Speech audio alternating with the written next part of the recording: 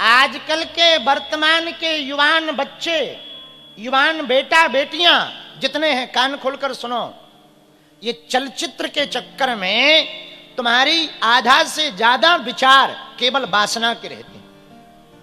एक शोध हुआ, कैम्ब्रिज यूनिवर्सिटी है लंदन में, वहां पर एक शोध हुआ है।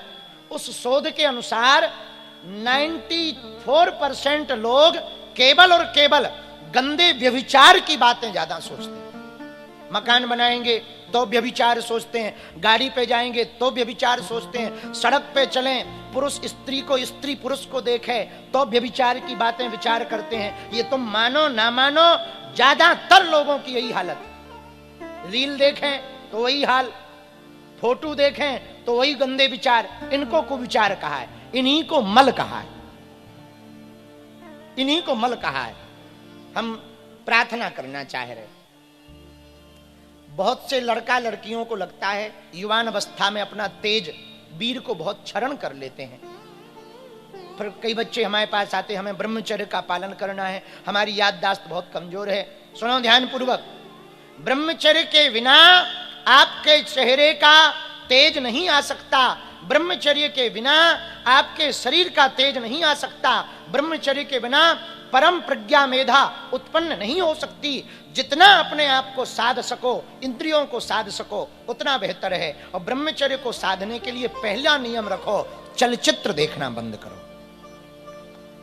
जितने कम चलचित्र देखोगे उतना कम व्यभिचार की बातें आएंगी, उतना ब्रह्मचर्य तुम्हारा कठोर होता जाएगा। और हम निवेदन करना चाह रहे, देव शक्तियों का आभास करना है, देवताओं की शक्तियों का अनुभव करना है, देव शक्तियों से संपर्क करना है, तो तेज होना ही चाहिए। बिना तेज हुए देव शक्तियों का आभास नहीं आप सह सकते। ज्यादातर युवान बच्चे अपना पूरा तेज 18 वर्ष से 26 वर्ष की आयु में नष्ट कर देते हैं।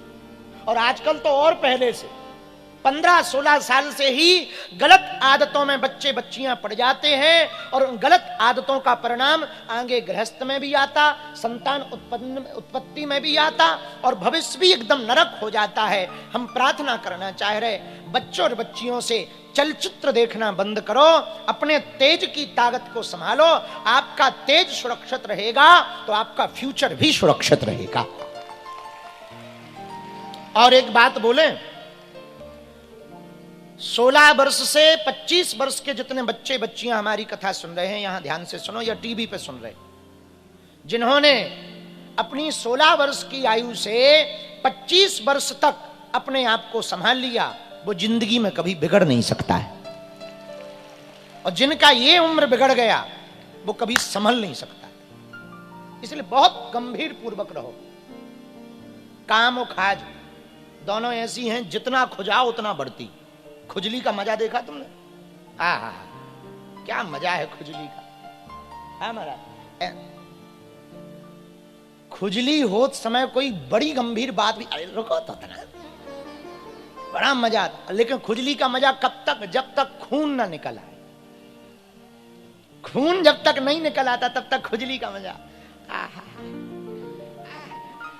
उसी वक्त कोई कहे महाराज चाहे रुको थोड़ा, रुको।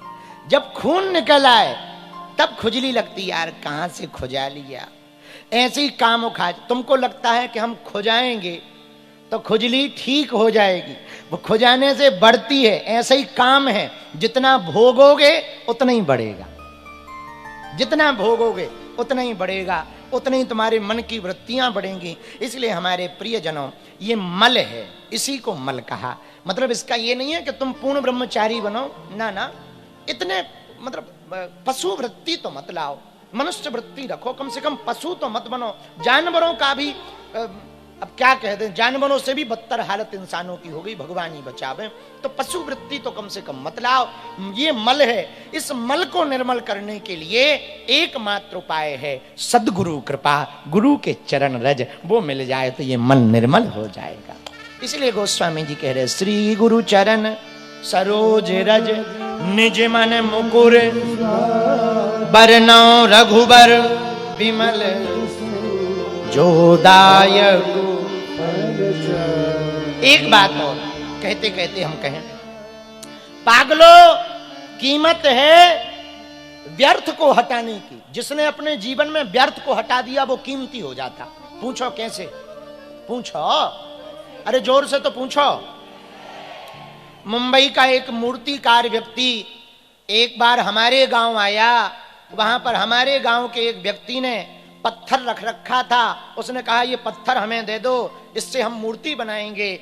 उसने 500 रुपया में वो पत्थर खरीद लिया। वो पत्थर मुंबई लेकर के आया, छेनी हथौड़ा उठाया, उसका सुंदर मूर्ति बना दिया और मूर्ति बनाकर अपनी दुकान के बाहर खड़ा कर दिया।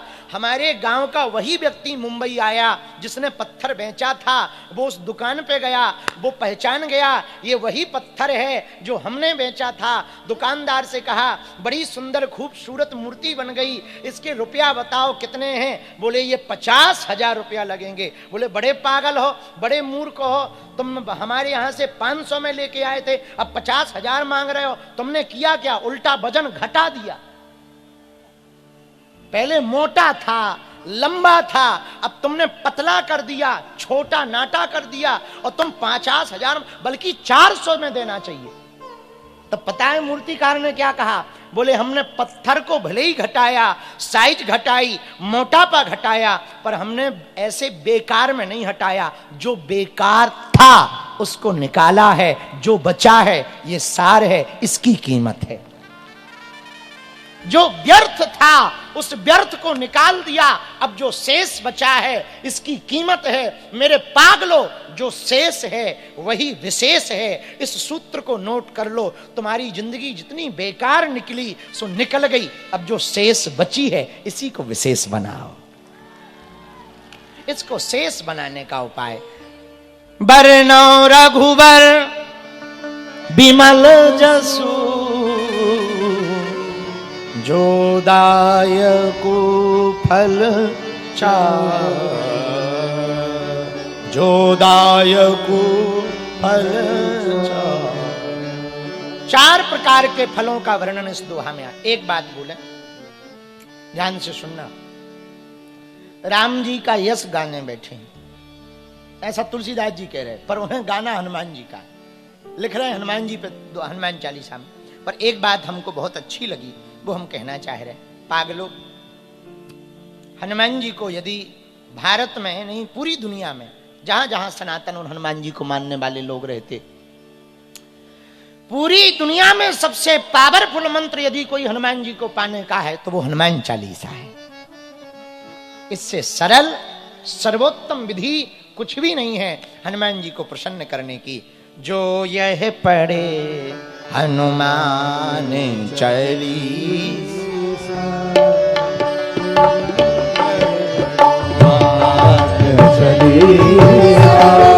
हो ही सिद्ध